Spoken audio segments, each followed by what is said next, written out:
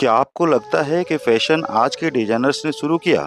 बिल्कुल गलत। भुवनेश्वर के पास हीरापुर के 64 जोगिनी मंदिर चली है। 1000 साल से भी पुरानी ये मूर्तियां आज के बड़े बड़े फैशन स्टार्स को टक्कर दे सकती हैं। सबसे पहले इनके बालों का स्टाइल देखिए।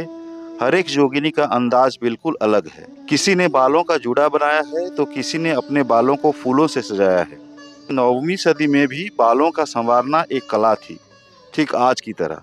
और इनके गहने सच में हैरान कर देने वाले हैं।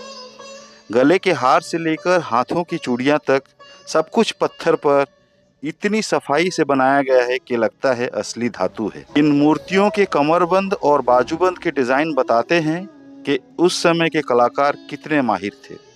फैशन सिर्फ कपड़ों या गहनों का नाम नहीं है, आपके आत्मविश्वास और खूबसूरती से भी जुड़ा है। इन देवियों के बैठने और खड़े होने के अंदाज में एक अलग ही शक्ति और ग्रेस नजर आता है, जो इनके पूरे लुक को पूरा करता है। 1000 साल पुरानी ये विरासत साबित करती है कि स्टाइल हमारी जड़ों में है। आपको इनमें से कौन सी जोगिनी का लुक सबसे अच्छा लगा? कमेंट में जरूर बताइए। और ओडिशा की इस खजाने के लिए एक लाइक तो बनता है, और सब्सक्राइब करना ना भूलें।